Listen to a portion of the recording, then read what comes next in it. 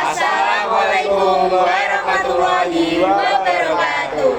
Halo teman-teman. Halo. Pada kesempatan kali ini kami dari kelompok 1 Sejarah 11.1 ingin mempresentasikan mengenai hasil karya kami, yaitu berupa sejarah. Jadi perkenalkan dulu, nama saya Gilang Aga Resi Kusuma dari absen 16 dan rekan saya Fauzan Cahaya Ramadan dari absen 12. Saya Renata Rizky Putra Pratama dari absen 29. Saya Rosita Rahma Fitriani dari absen 33. Saya Hani Titis Maharani absen 17. Saya Berliana absen 6. langsung saja kita lanjut ke materinya. Oke, yang pertama ada latar belakang pendudukan Jepang di Indonesia. Di masa lampau, Jepang pernah menjadi negara yang terisolir dari dunia luar. Tetapi setelah restorasi Meiji dilakukan pada abad ke-19, Jepang mulai mengalami kemajuan yang sangat pesat di berbagai bidang, khususnya dalam bidang ekonomi dan industri. Nah, agar ekonomi dan industri Jepang terus berjalan, maka ada 3 hal yang harus dibutuhkan, yaitu pertama, pasokan bahan mentah yang stabil, jalur pelayaran yang aman, dan pasar untuk menjual hasil industri. Akhirnya beberapa kalangan militer mulai kepikiran, gimana kalau kita kuasai aja daerah yang bisa mensupport Jepang, khususnya dalam pemenuhan sumber daya. Mulai dari situ, Jepang melakukan penaklukan terhadap beberapa daerah di Asia, seperti Taiwan, Korea, dan Tiongkok bagian utara. Bahkan, Jepang sempat bertarung melawan Uni Soviet pada tahun 1904 sampai 1905 dan dimenangkan Jepang. Kepercayaan diri Jepang sangat meningkat. Akhirnya Jepang makin agresif. Apalagi di Perang Dunia Pertama, Jepang merupakan salah satu pemenang perang. Saat itu, banyak negara-negara di Asia masih berada di bawah penjajahan bangsa Barat, termasuk Indonesia. Jepang pun punya keinginan untuk membebaskan bangsa-bangsa Asia dari penindasan bangsa Barat. Kemudian dibuatlah doktrin Hakko-Ichiyo.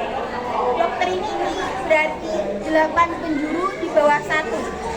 Intinya, Jepang beranggapan dan kemudian mendoktrin bahwa seluruh dunia merupakan keluarga besar dan orang Jepang sebagai keturunan dewa berhak menjadi pemimpin seluruh dunia.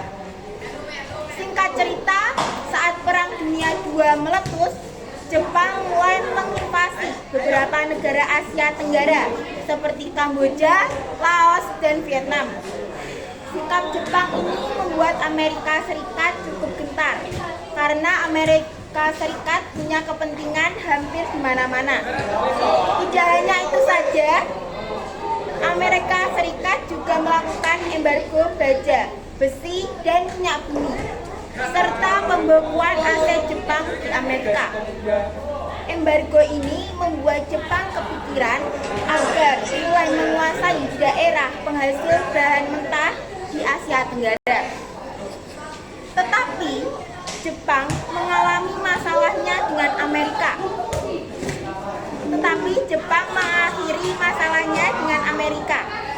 Jepang menyerang pangkalan Angkatan Laut Amerika Serikat di Pearl Harbor, Hawaii pada 7 Desember 1941.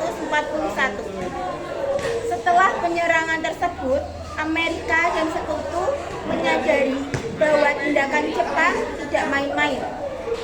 Amerika pun membentuk ABDA-COM, Amerika, British, Dutch, Australia, dan Command, sebuah aliansi yang bertujuan untuk melindungi kepentingan negara sekutu di wilayah Asia Tenggara demi menghadapi ancaman Jepang. ABDA-COM dipimpin oleh Jenderal Sir Archibald Balfour dan berpusat di Bandung.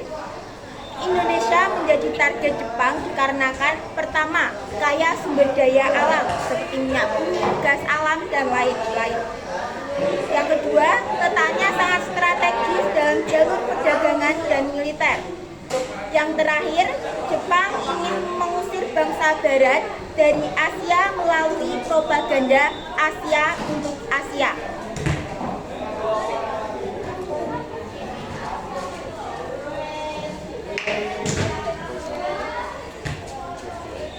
Baik, di sini sebenarnya saya sebagai kajian akan menjelaskan tujuan Jepang mengapa menduduki di Indonesia. Nah, yang pertama ini Jepang ingin menguasai sumber daya alam untuk kepentingan perang.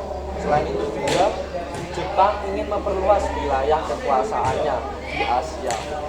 Terusnya ada menjadikan Indonesia sebagai pusat pertahanan militer dan mendapatkan tenaga kerja dan dukungan rakyat Indonesia. Selain itu menyebar pengaruh Jepang di kawasan Asia Timur Raya.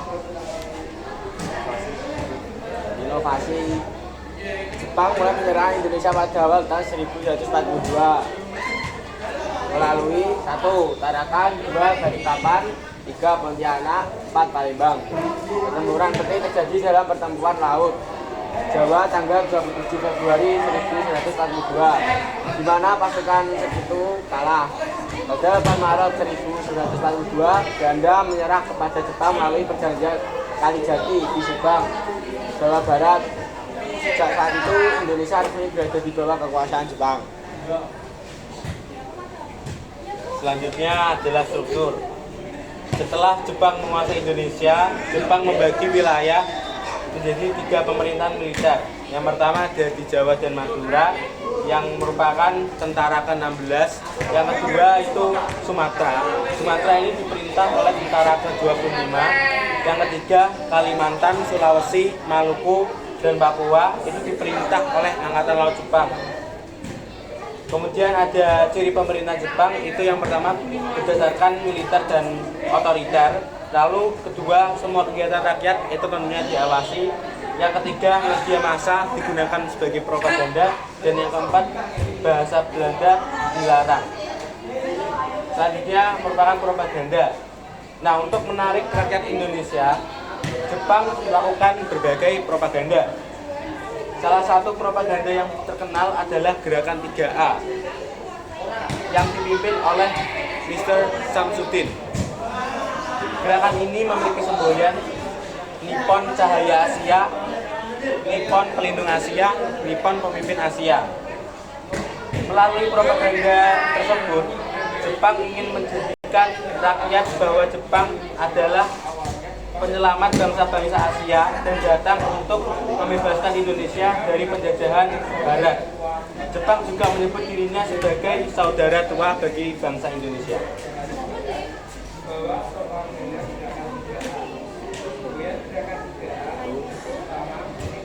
Selain itu, Jepang mulai menggunakan bahasa Indonesia dalam berbagai media serta mendukung organisasi-organisasi Islam untuk menarik dukungan rakyat. Namun pada kenyataannya propaganda tersebut hanya dimanfaatkan Jepang untuk memperoleh dukungan demi kepentingan perang. Rakyat Indonesia tetap mengalami penindasan dan kerja paksa di bawah pemerintahan Jepang.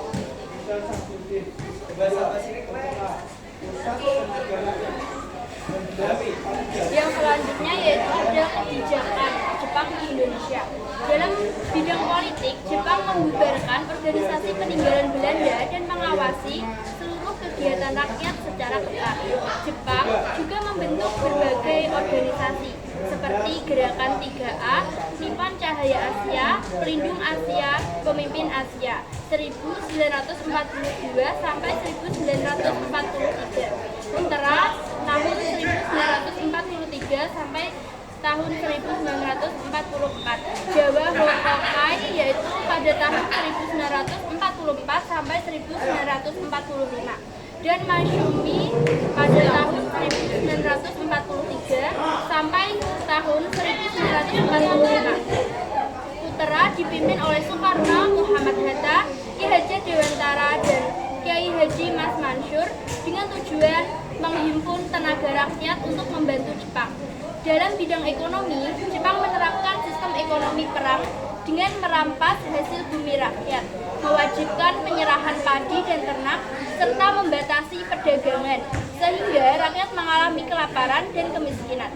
Dalam bidang sosial dan pendidikan, Jepang mengajarkan bahasa Jepang di sekolah, mewajibkan menyanyikan lagu Kimigayo dan mengharuskan rakyat menghormati Kaisar Jepang. Sementara itu, dalam bidang militer, Jepang membentuk organisasi seperti PETA, yaitu pada tahun 1943 hingga 1945. Yang selanjutnya yaitu Heiho, itu pada tahun 1943 sampai 1945. Seinenden, yaitu pada tahun 1943 hingga 1945, dan Keibodan pada tahun 1943 hingga 1945.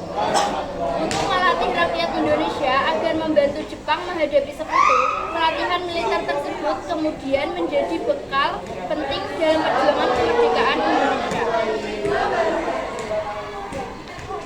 Selanjutnya adalah sistem Romusa.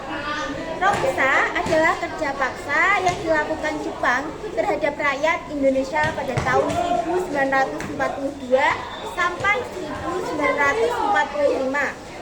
Rakyat dipaksa, pertama, membangun rel kereta api dari Saketi sampai Bayah di Banten pada tahun 1942 sampai 1944. Selanjutnya, membuat jalan dan benteng pertahanan, membuat lapangan udara, bekerja di perkebunan dan tambang. Ciri-ciri Romusa.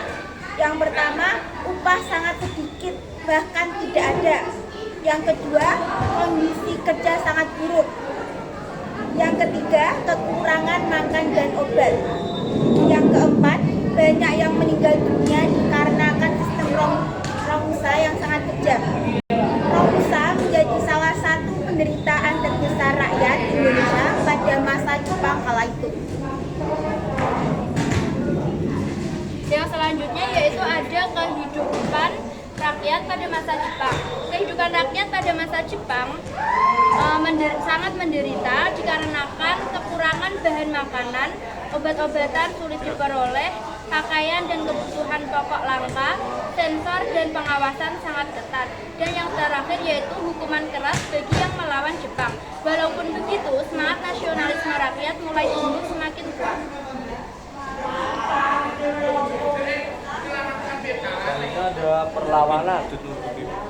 Selanjutnya ada perlawanan terhadap Jepang. Walaupun Jepang sangat kuat, rakyat Indonesia tetap melakukan perlawanan. Beberapa perlawanan. Perlawanan pertama pada 1945 dipimpin oleh Supriyadi. Yang kedua, perlawanan rakyat Aceh 1942. Yang ketiga, perlawanan di Singapura 1944 oleh Ki Hajar Zainal Mustafa. Perlawanan terjadi karena rakyat tidak tahan terhadap penindasan di Jepang. Janji kemerdekaan Jepang.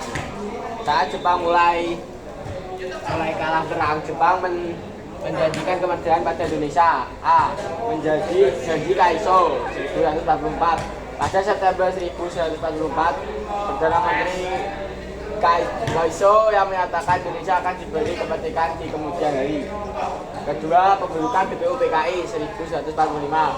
BPUPKI dibentuk pada Mei 1945 untuk 1. Menyusun dasar negara. 2. Membahas UUD. Yang ketiga, menyiapkan kemerdekaan. C. Pembentukan BPKI 1945. BPKI dibentuk pada Agustus 1945 untuk A. Menyiapkan pemerintahan Indonesia. 2. Mengesahkan UUD 1945. Yang ketiga, memproklamasikan kemerdekaan. Selanjutnya yaitu menjelang proklamasi kemerdekaan. Pada 6 Agustus 1945 terjadi kejadian yaitu Hiroshima dibom atom. Pada 9 Agustus 1945 Nagasaki dibom atom. Akibatnya Jepang menyerah kepada sekutu pada 15 Agustus 1945. Kesempatan ini dimanfaatkan bangsa Indonesia untuk segera merdeka. Golongan pemuda mendesak Soekarno dan Muhammad Hatta agar segera memproklamasikan kemerdekaan. Pada 17 Agustus 1945 Indonesia resmi merdeka. Selanjutnya, dampak dampak pendudukan Jepang.